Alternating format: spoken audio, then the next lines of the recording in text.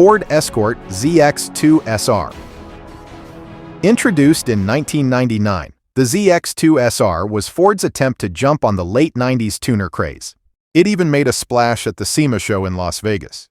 It was a sporty little number, boasting a 2.0-liter Z-Tech engine that churned out a respectable 143 horsepower, thanks to a few performance tweaks like a Borla exhaust and a recalibrated ECU.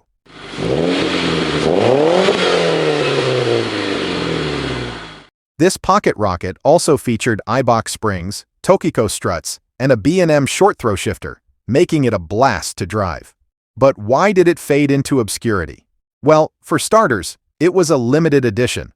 Only 2,100 were made in 1999 and 2,000 in eye-catching colors like yellow, red, and black. Despite its impressive specs, it was overshadowed by more popular tuner cars like the Honda Civic Si and the Dodge Neon ACR.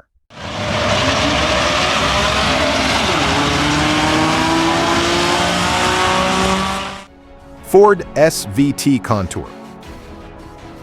Launched in 1998, this sporty sedan was Ford's attempt to inject some European flair into the American market. It was based on the Ford Contour, which itself was the US version of the European Ford Mondeo.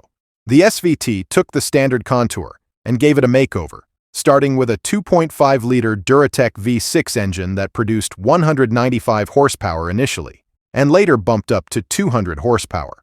The SVT Contour featured upgraded suspension, larger brakes, and a sportier exterior with unique front and rear fascias. Despite these enhancements, the SVT Contour struggled to find its footing in the market. It was overshadowed by more popular models like the BMW 3 Series and even Ford's own Taurus SHO. The SVT Contour was often referred to as the budget-friendly American BMW. It had the handling and performance to back up this claim, but it lacked the brand prestige and marketing push to truly compete.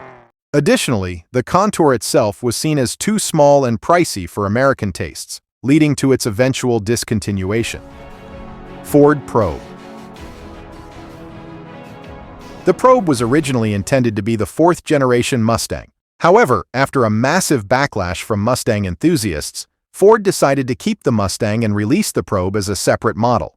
It was a product of Ford's collaboration with Mazda, borrowing the Mazda G platform and sharing many components with the Mazda MX-6. Despite its futuristic design and decent performance, the Probe struggled to find its place in the market.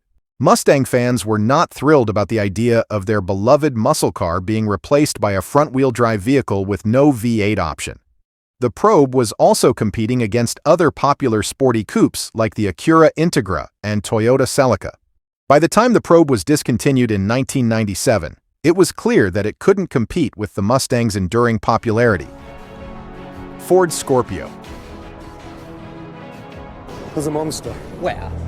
There's a monster here. Jeremy, this is the NEC, not Loch Ness. It's a scary dragon with big spiky teeth. Now look, that is a monster.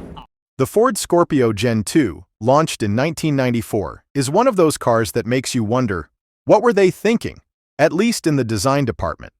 The design was, let's say, unique, so unique that it earned the nickname the frog-faced Ford, due to its controversial front-end styling. This bold design choice didn't win over many fans, and it certainly didn't help its sales figures. Under the skin, though, the Scorpio Gen 2 wasn't bad at all. The ride quality was smooth, thanks to an independent rear suspension, and the interior was plush, with leather seats, wood trim, and more buttons than a 90s TV remote. Despite these innovations, the Scorpio couldn't shake off its quirky image and was eventually discontinued in 1998 due to poor sales. Ford Durango. Did you know Ford originally produced the Durango? Yeah, not the powerful V8-powered family SUV, but a two-seat utility pickup truck. Launched between 1979 and 1982, it was the result of a collaboration between Ford and National Coachworks, who took the body of the Ford Fairmont Futura, chopped off the rear, and added a fiberglass cargo bed. It was intended to be a successor to the Ford Ranchero and a competitor to the Chevy El Camino. However, it never quite caught on. One reason was its limited production. Only about 200 to 350 units were ever made. This scarcity made it a rare sight on the roads, and its unique design didn't help its popularity.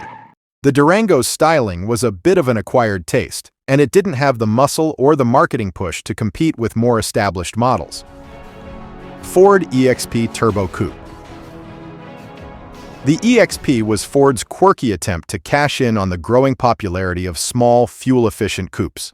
It was basically a sportier, two-seat version of the Escort, designed for young buyers who wanted something fun but practical. By 1984, Ford realized the standard EXP was about as exciting as watching paint dry, so they introduced the Turbo Coupe. This bad boy came with a 1.6-liter turbocharged inline-4, making 120 horsepower, which was respectable for the era. It had a 5-speed manual transmission, sportier suspension, and subtle styling tweak. Suddenly, the EXP had some real pep, and it could actually outrun a base Mustang from the same year. It wasn't quite a sports car, not quite an economy car, and the market for two-seat coupes wasn't huge.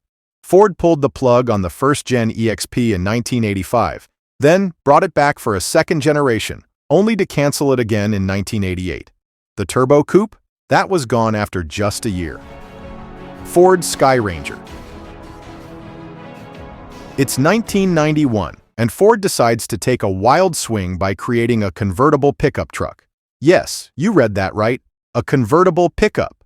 They called it the Sky Ranger, and it was essentially a Ford Ranger with a twist. Ford teamed up with the American Sunroof Company to produce this oddball, and only about 17 to 19 units were ever made. With such a limited production run, it quickly faded into obscurity. Under its hood, it packed a 4.0-liter V6 engine, churning out 155 horsepower. It came with a 5-speed manual transmission and all-wheel drive, making it quite the capable little truck. The real kicker, though, was its convertible soft top, which could be folded down to let you enjoy the open sky, hence the name Sky Ranger. Ford Courier. This little workhorse first hit the scene in the 1950s as a sedan delivery vehicle, perfect for businesses needing a reliable hauler. Fast forward to the 1970s, and the Courier was reborn as a compact pickup truck, thanks to a partnership with Mazda. Imagine a Mazda B-Series with a Ford badge. That's your Courier. It had a unique grille that mimicked the larger Ford F-Series trucks, giving it a bit of a tough guy look. By the early 80s, Ford had developed the Ranger, a more modern and capable compact pickup that quickly stole the spotlight. Since then, people have rarely mentioned Courier anymore, gradually causing it to fall into oblivion and stop production in 2013. Ford Pinto Rally Cruising Wagon. In 1977, Ford launched this small wagon, aiming to ride the wave of the van trend but without the tiny apartment driving experience. It sported porthole rear windows, flashy vinyl decals, and a carpeted rear area that screamed "Party on Wheels."